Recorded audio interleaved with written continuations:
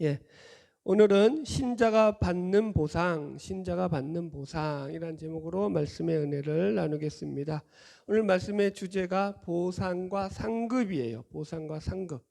그래서 우리가 예수를 믿고 난 뒤에 도대체 예수님을 믿는 신앙의 보상, 믿음의 상급이 무엇인지를 배우게 됩니다. 그럼 오늘 말씀이 중요한 것이 의외로 이 보상의 문제는 성경에서 우리 성도들이 제일로 많이 헷갈려 하기도 하고 틀리는 부분이기도 해요. 예를 들어 가지고 우리들이 가장 많이 틀리는 것 중에서 하나가 뭐냐면 이 상급을 세상의 물질적인 것으로 연결시키는 거예요. 이 보상의 문제를. 그래서 유명한 복음주의 신학자였던 존 스토트 목사님은 성도들이 가장 오해하는 천국의 상급 중에 하나가 바로 자본주의적 상급이다라고 이렇게 말을 해요. 자본주의적 상급. 예를 들어 이런 거죠. 어떤 성도가, 여러분들도 간증해서 이런 거 들어봤잖아요. 천국에 올라갔는데 환상을 보다가 이제 환상 가운데 천국에 올라갔더니 목사님의 집을 보여주시더래요. 근데 하나님이 목사님의 집을 보여주시는데 그 집이 아주 으리으리한 빌딩으로 크게 지어져 있고 그 안은 금은보석으로 잔뜩 꾸며져 있더라는 거죠. 그래가지고 또 한 번은 또 그 옆에 보니까 아주 초라한 초가집이 있는데 누구 집인가 봤더니 교회 어쩌다가 한 번씩 나오는 그런 신앙생활도 제대로 안 한 그런 성도의 집이 그 초가집으로 돼 있더라는 거지. 뭐 그런 비유를 가끔 여러분들 들어보셨죠? 이런 식으로 목사님들 옛날에 많이 하셨거든요. 여러분, 그런데 보세요. 이게 이제 이 자본주의적 사고에 물들어 있는 전형적인 잘못된 생각이죠. 여러분, 천국이 과연 이런 자본주의적 가치처럼 어떤 물질의 차별이 있고 부의 차별이 있는 그런 곳일까요? 여기서도 차별이 힘든데 거기까지 가서 차별받으면 억울하지 않겠어요? 네, 여러분들. 그러니까 이런 식의 믿음은요, 마치 이제 이슬람 종교의 이슬람 사람들이 믿는 믿음이 마치 이런 식이잖아요. 예를 들어 가지고 그들은 알라를 위해서 지하드라고 하거든요. 성전, 거룩한 전쟁, 홀리 워라고 하죠. 성전을 해가지고 내가 알라를 위해서 싸우다 죽잖아요. 적들과 싸우다 죽잖아요. 그러면은 남자가 죽으면 천국에 가서 이쁜 아리따운 아낙네들을 갖다가 70명을 갖다가 아내로 맞이한다는 거예요. 아이고. 근데 여자가 그렇게 죽었을 때 멋진 남자 70명 맞이한다 이런 건 없어 또. 거기서도 불공평하지, 여러분들. 그러니까 여러분들 이 자살 폭탄 테러 같은 것들을 이 사람들은 과감하게 실행하는 거죠. 이런 잘못된 그러니까 생각이죠. 여러분, 그래서 오늘 말씀을 통해서 우리가 구체적으로 나누겠지만 우리가 신자가 받는 보상은 결코 세상적이지 않다. 우리 신자가 받는 보상은 따라해 볼까요? 우리 신자가 받는 보상은 결코 세상적이지 않다. 요거 하나만 좀 외우세요. 그리고 요거 하나만 오늘 잘 배우고 가셔도 여러분들 진짜 천국 가는데 지장 없으실 거예요. 할렐루야. 자, 오늘 본문 말씀은 이제 부자 청년이 돌아가고 난 뒤에 예수님과 제자들이 그 뒤에 나누는 대화로 이루어져 있습니다. 그래서 제가 지난주에 전적 위탁이라는 주제로 말씀을 나눴죠. 지난주에 우리가 살펴봤던 이 부자 청년은 자기가 가지고 있던 여러 가지 좋은 것들로 인해서 결국 주님을 따르지 못했다라고 말씀드렸죠. 그래서 결국 신앙이라는 게 뭐냐? 자기 중심성을 내려놓고 주님을 따르는 전적 위탁이 없이는 올바른 신앙을 가질 수 없다라고 제가 정리해 드렸습니다. 그래서 이 부자 청년이 근심하고 돌아가고 나니까 예수님께서 이 부자가 천국에 들어가는 것이 낙타가 바늘기로 들어가는 것보다 어렵다라고 하시는 말씀까지 우리가 그 내용을 살폈고요. 이제 오늘 25절부터 읽으면서 말씀의 내용을 들어가 보겠습니다. 다 같이 마태복음 19장 25절을 읽어보겠습니다. 시작. 제자들이 듣고 몹시 놀라 이르되 그렇다면 누가 구원을 얻을 수 있으리까? 자, 제자들이 예수님께 그렇다 이렇게 묻는 거죠. 그러면 누가 도대체 구원을 얻을 수 있습니까? 누가 천국에 들어갈 수 있습니까? 라고 물어요. 왜 이렇게 묻냐면 이 제자들 뿐만이 아니라 그 당시 모든 유대인들이 가지고 있던 이 부자라는 개념과 지금 예수님의 말씀이 상충하고 있기 때문에 서로 이 충돌하고 있어요. 여러분, 부자 청년은요, 어려서부터 율법을 다 지켰던 청년이라고 나오잖아요. 그렇다는 것은 이 청년이 재물을 모은 것이 무슨 도덕질을 하거나 나쁜 짓을 해서 모은 재물이 아니라는 거예요. 그래서 일명 우리가 신명기적 역사관이라고 하죠. 너희가 하나님의 말씀을 듣고 순종하며 들어가도 복을 받고 나와도 복을 받고 기분이 좋죠. 그런 말씀들의 근거에서 이 사람이 부자가 된 것은 하나님의 말씀에 순종한 대가로 받은 것이기 때문에, 그래서 이게 무슨 세리나 죄인들처럼 불의한 방법을 통해서 재물을 모은 사람이 아니라고 할 때, 유대인들에게서 부자는요, 그 누구보다도 천국에 근접한 사람이 이 부자라는 개념이에요. 그런데 예수님은 뭐라고 했다고요? 정반대로 얘기했다고요. 부자가 천국에 들어가는 것이 낙타가 바늘기에 들어가는 것보다 더 어렵다.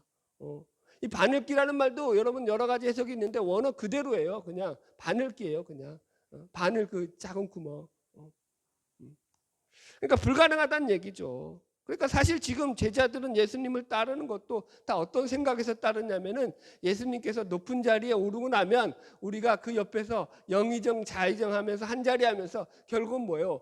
권력을 차지하고 그것을 힘입어서 부자가 되려는 것, 세상에서 누리고 살고 싶은 그런 욕망 때문에 지금 예수님을 따르고 있는 거거든요.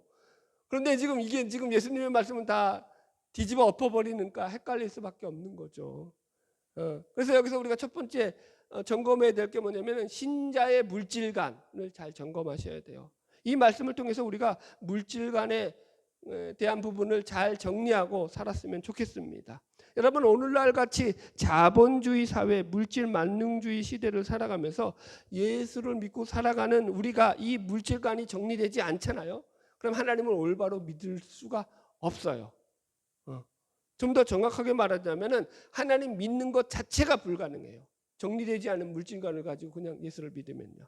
자본주의라는 것 자체가 뭐죠? 자본주의라는 건 돈으로 모든 것을 할 수 있는 체제를 만들었다는 게 자본주의예요. 그죠? 돈으로 뭐든지 할 수 있다고요. 그래서 그게 무슨 말이냐면은 우리가 특별히 마음의 억지로 내가 돈을 사랑해야지 이런 마음을 품지 않더라도 가만히 있어도 저절로 돈이 좋아져요. 돈이 사랑스러워져요. 돈을 좋아할 수밖에 없게 만든 체제가 바로 이 자본주의라는 체제라는 거죠. 이렇게 돈을 사랑할 수밖에 없는 그런 자본주의 체제 속에서 살면서, 그러므로 우리가 어떻게 이 돈을 사랑하지 않는지, 사랑하지 않을 수 있는지를 배우지 않고서는요, 바른 신앙생활을 할 수가 없는 거예요. 여러분들, 성경은 계속해서 재물과 하나님 둘 중에 하나를 섬기라고 하잖아요. 여러분, 그죠? 돈을 사랑함이 일만하게 뿌리가 된다. 여러분 듣기 싫으시겠지만 성경의 얘기예요. 여러분 사랑이라는 게 뭐죠? 몰입하는 거거든요. 그렇기 때문에 여러분 보세요. 내가 물질에 빠져 있든지 하나님에 빠져 있든지 둘 중에 하나라는 거예요. 내가 맨날 돈을 생각하면서 살든지 아니면 하나님을 생각하면서 살든지, 이거 둘 다 가능하지 않다라고 예수님이 얘기하셔요. 나는 돈도 사랑하고 우린 그러고 있죠. 하나님도 사랑하면서 돈도 사랑하고, 그게 안 돼요. 여러분들. 그래서 여러분 우리가 돈을 사랑하지 않고 재물을 우상으로 섬기지 않고 살 수 있는 방법은요 하나밖에 없어요. 우리 마음속에서 자꾸 하나님을 생각하는 거예요. 하나님 앞에 몰입하는 거예요. 하나님을 사랑하는 거죠. 성경식으로 말하면 하나님을 생각하고 살든지 아니면 돈을 생각하고 살든지 둘 중에 하나라고요. 여러분, 바라기는 저와 여러분 모두 물질이 우리의 주인이 아니라 하나님이 우리의 주인 되는 그런 믿음을 가지고 살아가기를 다시 한번 주님의 이름으로 축복합니다. 자, 26절 읽어나가겠습니다. 시작.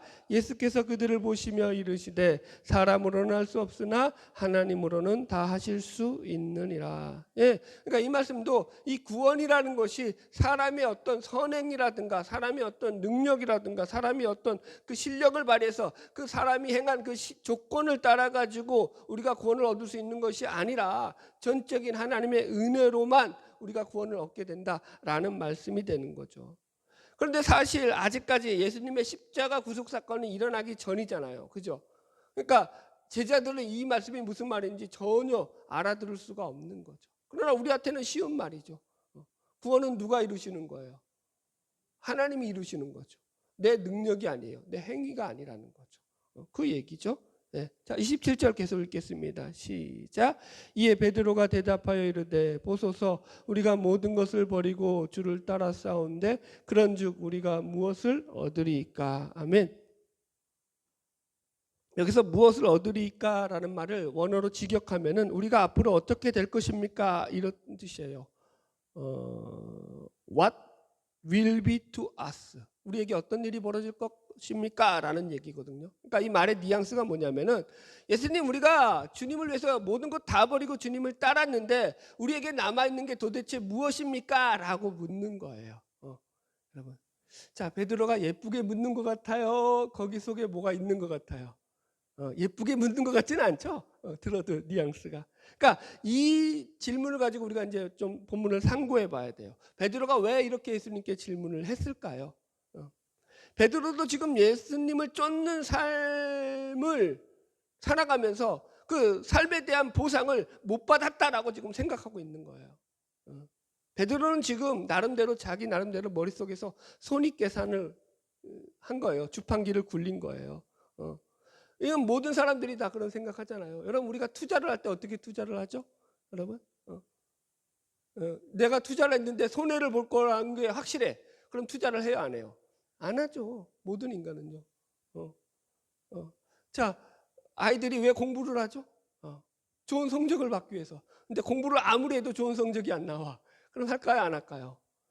안 해요. 여러분 공부 잘하는 애들은요 알아요. 지가 공부한 만큼 성적이 나오거든. 그러니까 그 맛에 공부를 한다고요. 공부 못하는 애들은 해도 안 돼. 그러니까 일찌감치 포기하지. 여러분 손익계산서가 있다고요. 사람들이요. 그러니까 지금 베드로가 생각하는 건 이거예요.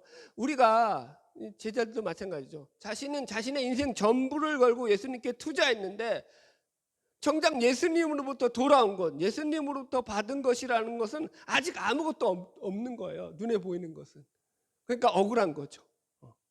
그런데도 불구하고 예수님께서 야 이제 내 영광의 때가 이럴 때가 다 왔다 이런 얘기는 이제 가끔 하시잖아요. 그러니까 뒤에 뭔가 있기는 있을 것 같고 그죠? 그러면 이제 또 한 자리 차지할 수 있을 것 같으니까 이제 그때가 언젠지 이제 빨리 이제 궁금하잖아요. 물어보는 거죠. 그러니까 이 베드로의 마음속에는 두 가지 마음이 다 있는 거예요. 아직까지 보상받지 못한 것에 대한 억울함과 플러스 앞으로 받을 그 보상에 대한 기대감으로 이 질문을 하더라는 거죠. 여기서 우리가 예수님을 믿는 것이 과연 무엇인가를 곰곰이 생각해 봐야 돼요. 대개 사람들은 예수님을 믿으면 복을 받고 만사 형통이 된다고 생각해요.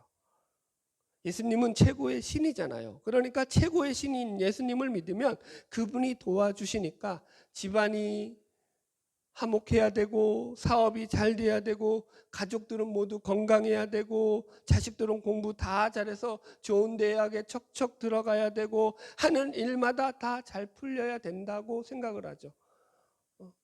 지금도 이런 식으로 설교하는 목사님들도 많이 계시죠. 물론 이런 게 없지도 않아요. 여기 어디예요? 조엘 오스틴 목사님, 그죠? 미국의 조엘 오스틴, 그죠? 긍정의 힘. 거기는 지금 4만 명이 모인대요. 4만 명이 그 교회에.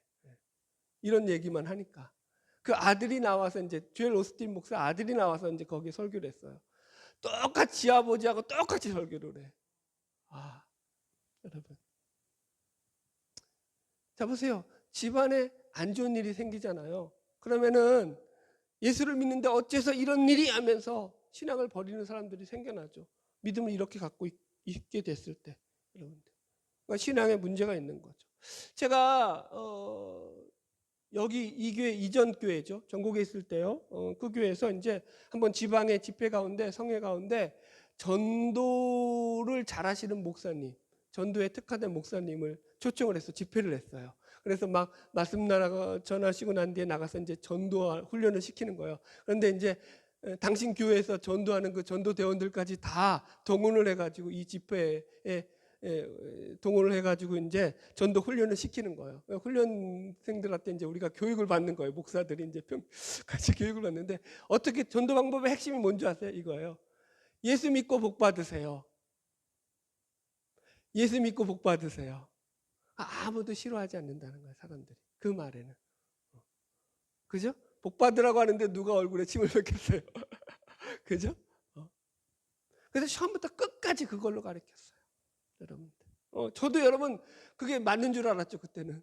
그래서 제가 그 중에서도 그 집회 가운데서도 제일 열심히 우리 교인들 데리고 참여하면서 그거 받아가 배워가지고 교인들 데리면서 나가가지고 예수 믿고 복 받으세요, 예수님 믿고 복 받으세요 하면서 전도했던 기억이 납니다, 여러분들. 그러니까 저도 몰랐던 거예요. 몰랐던 거. 무식한 거죠, 여러분. 사람들이 왜 그러죠? 오늘 본문의 표현대로 하면 베드로와 마찬가지로 예수님을 믿는 신자가 받는 보상이 무엇인지를 정확하게 모르기 때문에 이러는 거죠. 여러분, 오늘 말씀을 그래서 우리가 잘 배워야 돼요. 과연 우리가 예수를 믿음으로 인해서 신자가 받는 보상이 무엇인지를 우리가 좀 정확히 알고 배워야 돼요. 그리고 믿어야죠. 베드로가 아무것도 모르는 영적 무지 상태로서 이런 질문을 던지니까 예수님께서 베드로가 치근해 보이셨던 것 같아요. 여기 28절로 9절을 같이 봅시다. 이제 오늘 본문의 주제가 되는 말씀이죠. 28절로 9절 읽겠습니다. 시작. 예수께서 이르시되 내가 진실로 너희에게 이르노니 세상이 새롭게 되어 인자가 자기 영광의 보좌에 앉을 때에 나를 따르는 너희도 12 보좌에 앉아 이스라엘 12지파를 심판하리라. 또 내 이름을 위하여 집이나 형제나 자매나 부모나 자식이나 전토를 벌인 자마다 여러 배를 받고 또 영생하리라. 아멘. 여기서 이제 본문에서 예수님께서 예수님을 믿고 따르는 자들이 받는 보상에 대해서 크게 세 가지로 얘기하셔요. 첫 번째가 뭐냐면 너희가 12보좌에 앉아서 이스라엘 12지파를 심판할 것이다. 그죠? 12지파에 대한 심판에 대한 내용이 나오고, 두 번째는 니들이 보상을 받되 여러 배를 받는다고 나오죠. 29절에. 그죠? 전투를 벌인 자마다 여러 배를 받고, 마지막 세 번째는 영생을 상속하리라 이렇게 나와요. 그죠? 그러니까 영생을 상속하리라는 말은 여러분들이 다 알아듣죠? 어렵지 않죠? 그러니까 이제 나머지 첫 번째, 두 번째를 가지고 제가 집중적으로 말씀을 나누겠습니다. 우리가 예수를 이 땅 가운데 믿음으로 말미암아서 정말 세상적으로 복을 누리는 보상이 있는 것인지, 아니면 이것이 하나님 나라와 연결되어서 받게 되는 신령하고 영적인 보상인지를 우리가 좀 확인을 해야 돼요. 정확하게. 말씀을 잘 보시고요. 첫 번째 주제입니다. 그래서 첫 번째 보상, 12보좌에서 이스라엘 지파를 심판할 것이다 이렇게 나와요. 그죠? 28절 보세요. 세상이 새롭게 되어 인자가 자기 영광의 보좌에 앉을 때에 나를 따르는 너희도 12보좌에 앉아 이스라엘 12지파를 심판하리라. 그죠? 그래서 여기서 먼저 풀어야 될 숙제가 뭐냐면 이게 문자적으로 해석해도 되느냐라는 거예요. 문자적으로 해석해도 되느냐. 그래서 일단 이것을 문자적으로 해석한다면은요, 예수님은 뭐가 되셔야 돼요? 이스라엘의 왕이 되셔야 돼요. 그죠? 이 보좌에 앉은 것을 그러니까 그 나라의 통치자가 되셔야 되고, 그 밑에 12 제자들은 다 그 주변에 앉아가지고 이스라엘의 높은, 그죠? 지위의 권력을 갖고 지위에 오른 그런 관료들이 되어서 이스라엘을 다스리는 통치자들이 되어야 돼요. 그럼 역사적으로 그런 일이 일어났나요? 일어났나요? 모르세요? 성경 안 읽어봤어요? 안 일어났죠? 네. 그죠? 그러니까 이건 일단 문자적으로 해석하면 된다라는 거야, 안 된다는 거야? 안 된다는 거예요. 제자들이 다 핍박을 받아서 죽임을 당하고 순교를 당했죠. 제자들이 유대 나라에서 어떤 말단 관료, 그죠? 아주 낮은 그 관료직에 오른 사람도 한 명 없어요. 그죠? 오히려 마태는 세리라는 좋은 직업 가지고 있다가, 그죠? 직업 내팽개쳤죠, 여러분들. 그러니까 본문은 문자적으로 해석하면 안 돼요. 자, 말씀을 좀 보겠습니다. 다시 28절을 가면은 내가 진실로 너희에게 이르노니 세상이 새롭게 되어 인자가 자기 영광을 보좌에 앉을 때에, 이게 그러니까 큰 전제가 되는 거죠. 예수님의 이 보상이 어떤 때 주어진다고요? 세상이 새롭게 되어 인자가 영광의 보좌에 앉을 때에 주어지는 보상이다라는 거죠. 자, 먼저 세상이 새롭게 된다는 게 무슨 말이냐면요, 이게 이제 세상이 새롭게 된다는 걸, 그러니까 그러니까 원어로 보면은요, 영어로 리제너레이션이라고 하거든요. 새로운 세대라는 말이에요. 새로운 세상이라는 말이에요. 그래서 이 단어와 똑같은 단어가 어디 나오냐면은 디도서 3장에 나와요. 거기 디도서 3장에 보면은요, 중생의 씻음과 성령의 새롭게 하심이라는 말 속에서 중생의 씻음이라는 말을 할 때 이 중생이라는 말을 갖다가 이 단어를 쓰고 있어요.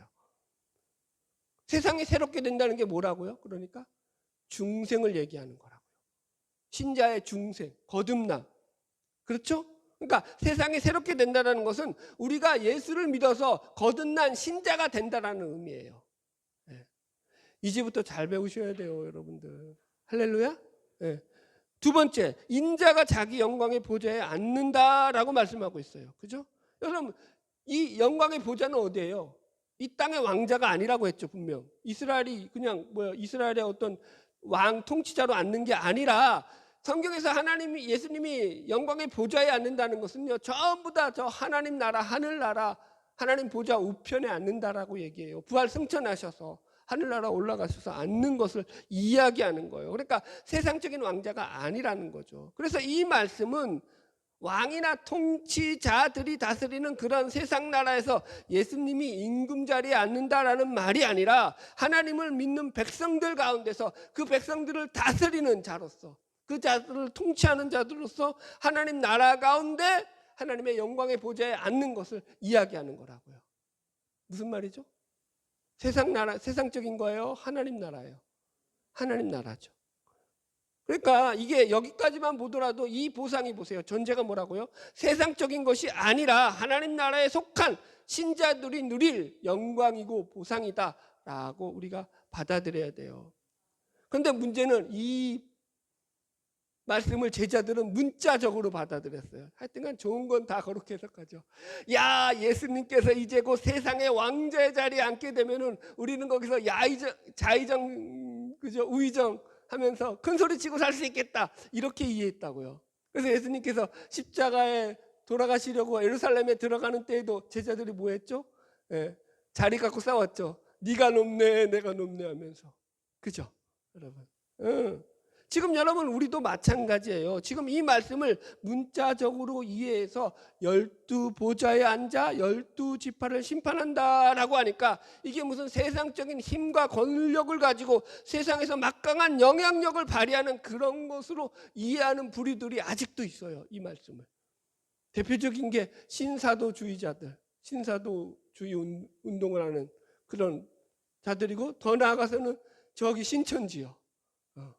신천지는 이걸 그렇게 해석을 해요. 여러분 보세요. 혹시 신천지가 집회하는 영상 보셨어요? 제가 말씀을 준비하려고 저도 최근에 봤어요. 말씀 때문에 본 거예요. 그런데 되게 재밌더라고요. 이 제목이 뭐냐면 12만 지파, 12지파 10만 수료식, 2022년도에 했던 그 집회 영상이에요. 그래서 12지파 10만 수료식이라는 타이틀로 했는데, 그냥 무슨 종합운동장 같은데 넓은 운동장에 꽉 찼어요. 아주 그냥 10만 명이 탔으니까 얼마나 많겠어요. 꽉 채워가지고 여러분 거기서 이제 아주 멋들어지게 행사를 하는 거예요. 그냥 국가 행사보다 더, 그러니까 아주 그냥 10만 명이 움직이는데 얼마나 행사를 잘하겠어요, 여러분들. 노래를 잘하는 사람들은 얼마나 많겠어요. 그죠? 뭐 너무 멋있죠. 그러면서 이 자리마다 각 적에 써 있어요. 예를 들어서 무슨 지역을 묶어놓고 그 지역마다 그 지역에 해당하는 제자들의 이름이 있어요. 그래서 우리 김포는요, 제자가 누구냐면 바돌로메예요. 김포 바돌로메 딱 붙어 있고 그 옆에 김포 뭐 어디 이렇게 막 나와요. 그러니까 우리는 이제 신천지로 말하면 다 바돌로메 지파인 거야. 여러분들. 여러분, 이 사람들이 뭐라고 얘기하냐면 이렇게 얘기해요. 여기서 참여한 모든 사람들이 자신들이 준비한 시험을 봐서 90점 이상을 받은 사람들로 10만 명이 넘었다. 그래서 이 사람들은 성경대로 14만 4천에 속하기에 합당한 자들이다, 이렇게 얘기를 해요. 그래서 제일 높은 자리에 누가 앉아 있어요? 총회장이신 이만희 씨. 아유 참네. 여러분, 그런데 이렇게 말도 안 되는 것인데도요, 사람들이 얼마나 진지하고요, 사람들이 얼마나 그 얼굴 가운데 장심이 넘쳐나는지 몰라요. 불쌍하지 않아요? 여러분들? 여러분, 우리가 말씀을 잘못 배우면요, 말씀을 잘 모르면 얼마든지 이렇게도 믿는다고요. 여기 빠져서. 조심하시기를 주의 이름으로 축복합니다. 예, 두 번째 보상을 넘어가겠습니다. 그래서 두 번째 보상은요, 여러 배를 받는다는 거예요. 다시 본문 29절을 보세요. 또 내 이름을 위하여 집이나 형제나 자매나 부모나 자식이나 전토를 벌인 자마다 여러 배를 받고. 그래서 이 동일한 내용을 다루고 있는 마가와 누가복음에는요, 현세라는 말이 추가되어 있고요. 더군다나 마가복음에서는요, 이게 이제 현세에 그냥 여러 배가 아니에요. 100배예요, 100배. 100배를 받는다 이렇게 나와요. 그런데 이제 핍박도 겸하여 받고 해가지고 좋다가 말았죠, 마가에서는. 그런데 현세에 100배를 받는다라고 하니까 말이 얼마나 솔깃해요. 이걸 그래서 이렇게 해석하는 거죠. 여러분들 집 한 채 한번 바쳐보세요, 교회에. 그럼 하나님이 현세에 100배를 받는다고 했어요. 여러분, 집 100채로 돌려주실 거예요. 여러분들, 그렇게 설교하시는 목사님이 계실까요? 안 계실까요? 계실까요? 안 계실까요? 있어요. 있는데 많아요. 여러분, 옛날에 제가 젊은 시절에 간증 집회 하잖아요. 그럼 간증 집회 하는 사람들은 다 어떤 사람들이에요? 하나님의 기적을 체험해서 부자 되거나 뭐 자신 병을 고치거나 하여튼간 무슨 그런 체험을 했던 사람이잖아요. 그럼 다 이거 가지고 하는 거죠. 하나님이 이렇게 날 복 주셨다. 그래, 당신들도 해봐라. 11조 하면 손해나는지 한번 해봐라. 하나님이 엄청나게 퍼부어 주시더라. 그러니까 전부 다 아멘. 저는요, 그 말을 믿고요, 여러분, 젊은 시절에 10에 2조를 했어요. 없는 살림에. 100만 원 받고 20만 원을 11조 하려니 얼마나 힘들었겠어요. 그런데 왜 그렇게 했다고요? 이 말을 믿었다니까, 그대로. 복 준다는데, 여러분. 그래서 헌금 열심히 했죠. 누구보다 더 복 받으려고. 여러분들, 이게 다 기복주의 신앙으로 잘못 배워서 그런 거라고요. 여러분들, 보세요. 이 말씀을 과연 그러면 우리가 문자적으로 받아도 되는가, 해석해도 되는가 질문을 해봐야죠. 그런데 보세요. 이게 계속 말씀드리지만 이 말은 문자적으로 받을 수가 없어요. 일단 보세요. 이게 문맥적인 논리로만 따져도요, 지금까지 예수님께서 앞에서 계속 어떤 말씀을 하셨어요? 강조하셨던 게 뭐예요? 부자가 천국에 들어가는 것이 낙타가 바늘기로 들어가는 것보다 어렵다. 그래서 이 말씀인즉은 재물을 비롯하여서 우리가 세상의 좋은 것들로 인해서 하나님을 주인으로 섬기지 못할 때, 너희가 세상에 붙잡혀 있을 때 너희는 천국에 못 들어가, 이 얘기 아니에요. 그죠? 그 대표적인 게 재물을 들고 있다고요. 그런데 갑자기 여기 오셔가지고 지금 예수님께서, 야, 너희들 나에게 물질 바치면 내가 너희들에게 100배로 돌려줄 거야 라고 해석해버리면 이게 앞뒤가 안 맞잖아요. 앞에서는 그것 때문에 천국에 너희들 못 들어간다라고 했던 예수님께서 뒤에 가서는 니들 그거 갖고 오면 내가, 그러니까 니들은 쓸모없지만 나는 쓸모있어, 내가 너희들 잘 뻥튀기 해서 100배로 돌려줄게, 이런 해석이 돼버린다고요. 말이 돼요, 안 돼요? 안 되죠. 그러니까 문맥적으로도 이건 말이 안 돼요. 자, 문자적으로 왜 이해하면 안 되는지를 이제 들어가 보겠습니다. 자, 먼저 부모나 형제 자매를 버렸더니 부모를 100배 받는다. 내가 부모를 버리고 예수를 믿었어요. 그랬더니 나중에 와봤더니 부모가 100명이 돼 있네요. 말이 돼요, 안 돼요? 그건 말이 안 되죠. 아예 말이 안 돼요. 그죠? 그러니까 이건 아예 제껴놓고요. 더 남아있는 게 뭐죠? 그러니까 이제 좋은 게 남아있죠. 뭐가 남아있어요? 예. 집이나 전토, 부동산, 내가 가지고 있는 그 땅이요, 내가 있는 그 물질이요, 그거 주님께 바쳤더니 주님이 나한테 100배로 돌려주더라. 이렇게 해석할 수 있냐라는 거예요. 자, 이렇게 해석하려면은요, 이 본문을 가지고 적용을 해봐야 돼요. 지금 제자들은요, 예수님에게 모든 것을 버리고 쫓았던 자들이에요. 그죠? 그러면 뭐 세리마태도 마찬가지고 베드로, 야고보, 요한도 마찬가지고 이 사람들은 다 자기 직업이 있었어요. 열심히 돈 벌고 잘 살았다고요. 그리고 그 직업을 버리고 예수님을 따랐잖아요. 그럼 100배로 돌려준다면은 자기가 옛날에 벌었던 돈보다 100배는 더 벌어야 될 거 아니에요. 자, 성경이 그렇다고 얘기하고 있어요? 그런 얘기 들어보셨어요? 베드로가 부자가 돼서 집을 100채를 얻었더라. 그런 얘기 배를 100척을 샀더라. 그런 얘기 들어보셨어요?